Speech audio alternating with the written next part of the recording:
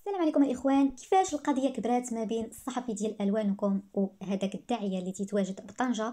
المشكل كبر بزاف لدرجه انهم ولاو تيترادوا ما بيناتهم في اللايفات. كيفاش؟ شنو السبب؟ شنو المشكل؟ هانا معكم نجيكم.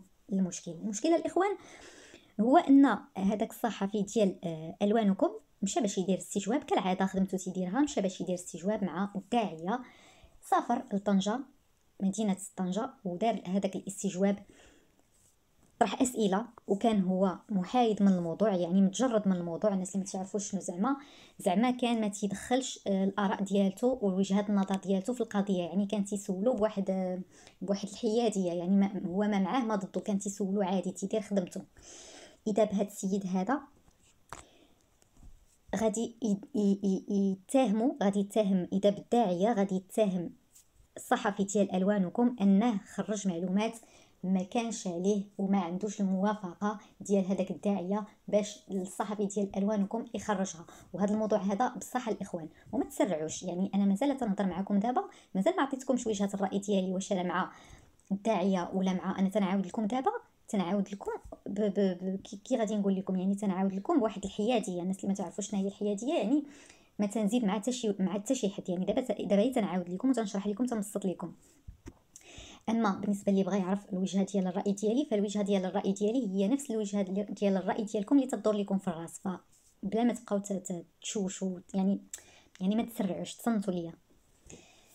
قلت لكم الصحفي ديال الوانكم دار واحد الغلط. هذا الغلط هذا هو انه فاش حط هذيك الحلقه ديال الاستجواب مع الداعيه، داس مزيان، ولكن الناس الناس بكثره ما قراب لهذا الصحفي هذا، يعني تيخرج تيتكلم معاهم في اللايفات وداكشي، والانسان اللي تيكون تيهضر مع الناس في اللايفات وداكشي تيكون قريب. دونك الناس فاش شافوه تيدير خدمته بواحد الطريقه اللي هي مجرده وحياديه، وهو مجرد يعني ما كان تيبين لا مع ولا ضد، ولا تيشك في الاسئله، ولا تيدقق في الاسئله، ولا يعني مجرد يعني اسئله طرحهم عليه، هو عنده حق الرد، وكان ما تيدخلش في الموضوع. يعني هو كشخص ما دخلش في الموضوع قد ما هو جاب لكم الاسئله من الفم ديال الداعيه وحطهم لكم في فيديو صوت وصوره. فالناس كاين اللي ما تيفهموش، وكاين اللي ما فهموش هذا الصحفي مزيان، واتهموه باللي باع الماتش كما تنقولوا، واتهموه باللي هو دغيا ما تحول لعند هذا الداعيه هذا، وباللي الداعيه ربما راه فاش رحب به وداكشي، زعما هذاك الصحفي نسى كل شيء ويمكن كلا معاه وداكشي. اذا الصحفي كيأكد انه ما كلاش معاه، وطبعا هو ما قدش يتحمل هذيك الفكره الغالطه اللي فهموها الناس، ودغيا ما نفاعل ودار واحد اللايف مباشره من وراء هذاك الفيديو اللي تحط، واللي كان السبب ديالو ديال هاد اللايف هذا. انا كما قلت لكم كان السبب هو ان الناس بداو تيشكوا فيه، الناس تخليهم الشك، لان ما فهموهش باللي تيدير خدمته، باللي خاصو يكون محايد وخاصو يكون مجرد يعني من الموضوع، يعني خاصو يكون تيطرح اسئله وتيتلقى الاجابه وتيعرضها للمشاهدين. ولكن كما قلت لكم الانسان اللي تيكون مطلوق مع الناس اللي تيتابعوه، فاش تيجي يدير خدمته، الناس ما تيبقاوش يفرقوا ما بين هو تيدير خدمته ما بين هو تيعالج واحد القضيه، فهمتوا؟ ما صبرش، نقدروا نقولوا باللي صحفي ما صبرش ودار لايف. ما عرفتوش انا واش ديما تيدير اللايف من وراء الاستجوابات مع الناس ولا هكا جات صدفه. المهم دار لايف وطبعا كان تيوضح وكان تيجاوب على الناس اللي اتهموه دغيا. طبعا يعني ما قدرش، يعني كاين الانسان اللي تيكون يعني دغيا تنفعل، ما تيبغيش الناس يفهموا غلط، لان الا مشاو الناس حتى فهموا غلط يعني صعيب باش تبدل لهم داك التفكير وداك، لان الواحد تيكون تفرج غير واحد المره وغاب وغبر وتتبقى عنده داك النظره، فهو ما صبرش انه يخلي داكشي يزيد ينتشر ويزيدوا الناس يتكلموا عليه بهذيك الطريقه ويزيدوا يشكوا فيه. فدغيا ما خرج ووضح في هذاك اللايف.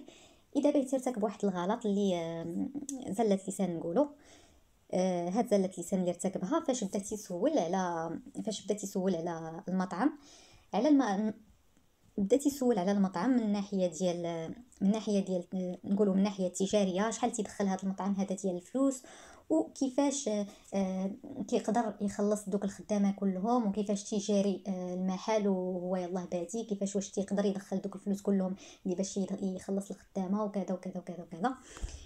عده اسئله بدا تيطرح، اذا به تيطيح في الفخ ديال هاد زله لسان، وقال الاسم ديال صاحبة المقهى اولا نقولوا المطعم.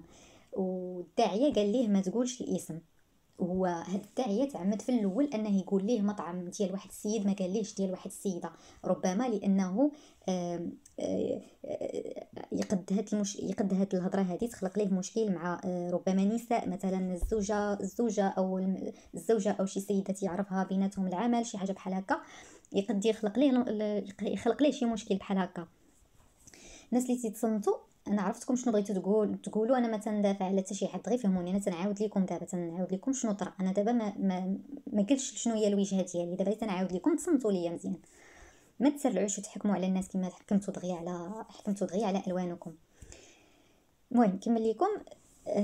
هو ما عرفتش واش زلت لسان، ما عرفتش كيفاش طرا ليه وقال الاسم، قال زعما سميه ماشي مشكل، زعما هذيك غير سميه، انما هذيك السميه ما كانش خاصها تقال، لان فاش تيكون هذاك المعني بالامر وتيكون محيطين به، يعني معروفين الاسماء ديالهم، فاش غادي تقول هذيك السميه الاولى دغيا تيتعرف شكون. دونك الاخر ما بغاش هاد الهضره هذه اللي خرجت ونفاعل، يعني الداعيه ما بغاش هذاك الاسم يتقال، لانه هو في الاول غطى على ديك الاسم وقال باللي راجل، ما قالش مراه. دونك اذا باه غادي يتقال باللي هذيك مراه ماشي مشكل، ما كاينش هنا شي مساله قانونيه هنا. ولكن فين كاين زله لسان ولا نقولوا غلط، هو فاش قال السميه ديال صاحبه المطعم، الاولى اللي في سميتها المطعم. هذه هي المشكله، اللي نقولوش المشكله، نقول واحد الغلط بسيط اللي ارتكب الوانكم. واذا بهذاك الداعيه غادي ينفعل بزاف، وغادي يكون عند الوانكم حتى هو حجج، يعني فحال غادي يتعادلوا. الوانكم دار واحد الغلطه والطرف الاخر دار غلط، يعني من بعد الوانكم قال ليه انت سبيتيني وانت هددتيني، يعني صيفطتي لي اللي هددوني، يعني هذاك الاتصال اللي جاه في التليفون من عند واحد الشخص، يعني اللي كان من وراه، يعني تيهضروا على من تيهضروا على الداعيه، تيتكلموا على الداعيه متواجد بطنجه. اذا قال ليه درتي جوج ديال المسائل، فهو قال ليه راه حنا زعما متعادلين، راه انت درتي كذا وكذا، و زعما راه حتى انت عندك واحد المساءله من طرفي انا، لكن قال ليه لكن زعما هادشي غادي يتحول لشخصي، فراه حتى الوانكم عنده عليه بزاف ديال الاغلاط اللي دار فيه واللي دار في حقه من تهديدات ومن حسب الاقوال ديالو، يعني حسب الاقوال ديال الوانكم من تهديدات ومن سب وشتم. المهم القضيه الاخوان كبرات بزاف، حنا ما كناش بغيناها تكبر، كنا بغينا الوانكم يزيد يدير استجوابات مع بزاف ديال الاطراف، يدير استجوابات حتى مع الناس اللي خدامين، هكا يجيب معلومات، هكا يكون حيادي. لان انا نقول لكم علاش الاخوان، لان هذاك التسرع وهذاك الخصام وهذاك اول حاجه، يعني ما احنا ما نبغيوش، واحد الانسان تيمارس يعني الصحافه يبدا يتراد هو وياه في اللايفات وداكشي. زعما من الاحسن لو كان الامور مشات هكا بالاسئله، كنا غادي كما نقولوا غادي نعرفوا بزاف ديال الحوايج. ولكن من يبداو تيتردوا بزاف ديال الحاجات اللي طرا عليها الغموض، وبزاف ديال الحاجات اللي فاش غادي يتقالوا غادي يتم التحفظ عليهم، ولا غادي يتم التصرف فيهم انهم يتعالجوا قبل ما انه يتعرضوا، ان هذاك الطرف يتعرض لشي مساءله قانونيه مثلا. نقول ملي كنت نقول هذاك الطرف يعني تنقول الداعيه اللي تواجد بمدينه طنجه. فكنا الاخوان بغينا نعرفوا بزاف ديال الحوايج، بزاف ديال الاسئله تطرح بخصوص بزاف ديال الحوايج من غير هذا الموضوع هذا. واللي بغيت نفهمكم هو هذا الموضوع هذا ماشي ساهل، هو ساهل تيبان ولكن هو ماشي ساهل من اين ناحيه، من الناحيه ديال القانون هو راه ماشي ساهل من ناحيه ديال القانون. علاش؟ لان فاش غادي يجي القانون يشوف ليه ما ليه وما عليه ما غاديش يلقى شي حاجه، هذا هو المشكل. دونك هذاك الانسان اللي تيشوف مثلا انا هذيك الطريقه ما عرفتش، انا هذيك الطريقه كنسميها بالسماوي، انا هذيك الطريقه تجيني كتشبه للسماوي. السماوي في المغرب تيعاقب عليه القانون، ولكن السماوي على برا في الخارج ما تيعاقبش عليها القانون. الا كان شي حد من برا يخلي لنا في الكومونتير شي معلومه. انا اللي تنعرف ان هذا السماوي هذا تيحاسب عليه القانون فقط في المغرب، ما عرفتش في الدول الاجنبيه ديال النصارى وداكشي واش عندهم هادشي تيعترفوا به ولا ما تيعترفوش به. اش غادي نقول لكم، اما من ناحيه ديال دا ما داش هادشي هذا انا ما ندخلش فيه نهائيا. علاش؟ لان الاخوان ما تنشوفوش باللي كتكون واحد يعني واحد المحاسبه ما تنشوفوش بلي تتكون واحد المحاسبه، وما تنشوفوش بلي ما تنشوفوش بلي تيتم تحركات وتيتم يعني البحث في هذا الشيء هذا وتيتم التوصل للنتائج. يعني سبق وكانوا شي حوايج بحال هكا، وراه بزاف ديال الناس الاخوان كيما نقولوا مشعوطين على هاد مشعوطين على هاد يديروا هذا المحتوى هذا ديال جلب في الاموال وداكشي. فاللي تنشوفوه هو انهم ما تيتمش المحاسبه ديالهم قانونيا، وهذا الشيء هذا تيخلي يعني تيخلي الواحد يعاود حساباته، حيت ما جاتش بالفم ونقولوا داروا ما داروا، ما خلى ما فعل وما خلى ما ترك. ساهل باش نقولوا هاد الهضره هادي، ولكن واش عندك ما يثبت؟ ما عندكش ما يثبت. واخا انت تتشوف وانت تتشوف يعني داك الممارسه تتشبه تماما للسماوي، ولا ما نقولوش السماوي محطوط من طوط، ولكن ما عندكش دلائل ملموسه، ما عندكش شحال من حاجه. دونك ما يمكنلكش تجي وتتهم شي حد فهو بريء حتى تثبت ادانته. وما تنظنش انا واش غادي يتم ثبوت ديال شي ادانه في حقه. على داكشي باش تنقول لكم ردوا البال مزيان. انا هذا الموضوع كله ما تيهمنيش ندخل فيه، قد ما تيهمني نقول باللي الصحفي ديال الوانكم ما كانش عليه يدخل في هاد المشادات الكلاميه ويتراد في الفيديوهات. حنا عرفنا باللي الطرف الاخر ما تيرصاش، ويعني هو كان على سبه. فاحنا ما كناش بغينا هاد الطريقه هذه، لان الاخوان اللي غادي يمشي غادي يجرك معاه. فهمتوا شنو بغيت نقول لكم؟ يعني هو لا كان غادي يجرك معاه. الا كان هو غادي للحبس داير شي حاجه فهو غادي يجرك معاه، لان واخا هو دار غادي يدخل يتحاسب، وحتى انت درتي حتى انت غادي تدخل تحاسب. فهمتوا كيفاش؟ هذا علاش يعني كتوجيه، ما نقولوش حنا نصيحه، غير كتوجيه من الاحسن يعني الصحفي ديال الوانكم ما يدخلش بحال هذا الشيء هذا، ما يدخلش فيه. لان بحال هذا الشيء هذا خاصو التدريج، خاصو درجه، ما خاصوش تجيه فاس وتبدا تقول له فعلتي تركتي ما خليتي ما درتي ما هادشي ما هادي ماشي طريق اللي يسلكها الواحد. وكاين خطوره ديال الواحد اللي تيكون غادي يجرك معاه. هو طبعا تيبقى يعني عنده الصلاحيات، ولكن ما تعرف يعني القانون راه ما تعرفوش شنو كاين فيه. وبالنسبه لي انا هذا الموضوع هذا ما عنديش علاش ندخل فيه ونحرق راسي معاه، لان ما تنشوفش باللي موضوع مربوح كما تيقولوا. ماشي مربوح زعما من ناحيه ديال مربوح من ناحيه ديال العداله. فهمتوا؟ ما كاينش دلائل ملموسه، وتيبان لي بنادم غير تيتكلم. يعني حنا تنشوفوا اللي تتشوفوها الاخوان دابا اللي تيدور لكم في راسكم، اللي تتشوفوا حتى انا تنشوفوا حتى انا تيدور لي في راسي. وغير شنو انا راه تدور لي الحاجه في راسي قبل ما تتسوقوا ما تتسوقوا ليها نتوما الخبر. انا راه تنكون عارفه شتو، انا راه غير تنشوف بالشوفه راه تنعرف شنو كاين.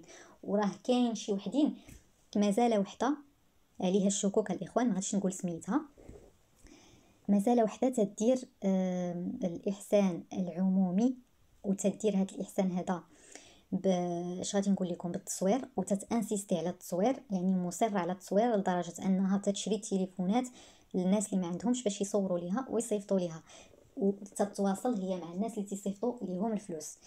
غادي نشرح لكم مزيان الاخوان باش تفهموا. كاين واحد النوع ديال الناس اللي شنو تيديروا. هاد النوع ديال الناس تيعيشوا على التبرعات.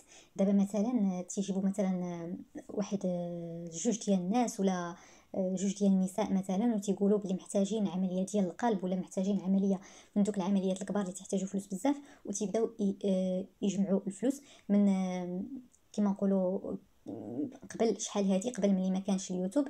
كان تيكون واحد اللقاءات اللي تيكونوا هكذا في الجرادي ديال الفيلات. تيجيو الناس اصحاب الاسماء الكبرى، تيجيو الناس اللي عندهم سميات كبار، وتيجيو الناس اللي في الوسط الفني ديال الرقص وديال الفنون، داكشي ديال العافيه وداكشي ديال التحنقيز، دوك الفنون الاخرين. المهم تيتجامعوا وتتكون واحد السهره، واحد الليله ديال العرضه، واحد السهره اللي هي كلاس، وتيدويو في الميكروفون وتيقولوا بلي فلان باغي عمليه، وبلي هادو تيتنظموا تيكونوا تيجمعوا بهم الفلوس. هادي شحال هذا مني ما كانش كاينه اليوتيوب. ولكن دابا ملي كاين اليوتيوب هادي طريقه جديده طريقه جديده ديال النصب.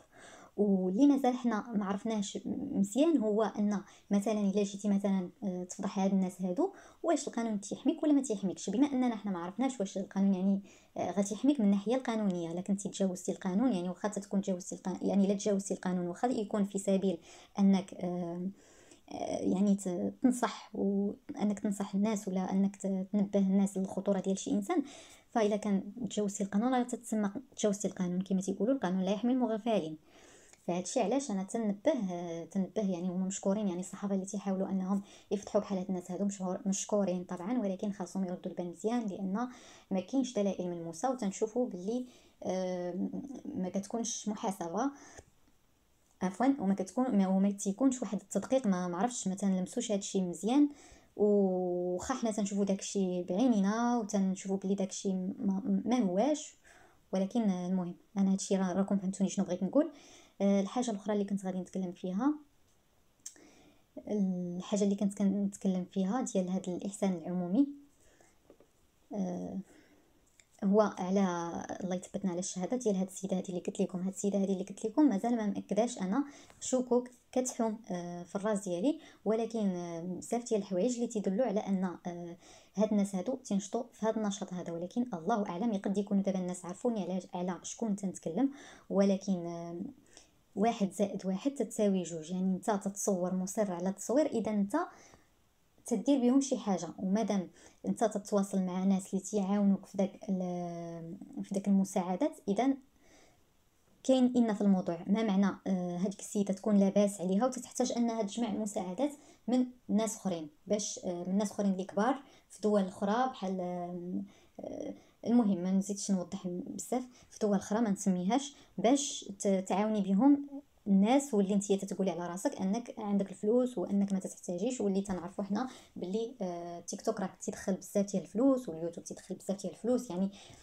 الناس اللي تيكونوا بحال هكا تيدخلوا عليهم الفلوس من بزاف ديال المنصات، فهما ما تيحتاجوش انهم يشدوا واحد المعاونه من ناس اللي هما لاباس عليهم بزاف باش يقوموا باعمال ديال المساعده، اللي هاد الاعمال هادو تيكونوا بساط بزاف، اللي ماشي شي اعمال مثلا كبيره، مثلا غادي تجيب الخبز والدقيق وتجيب الدقيق والسكر والزيت، هادو ماشي شي حاجه اللي هي كبيره بزاف، مثلا نقولوا حنا 50 واحد، ماشي شي حاجه اللي كبيره بزاف.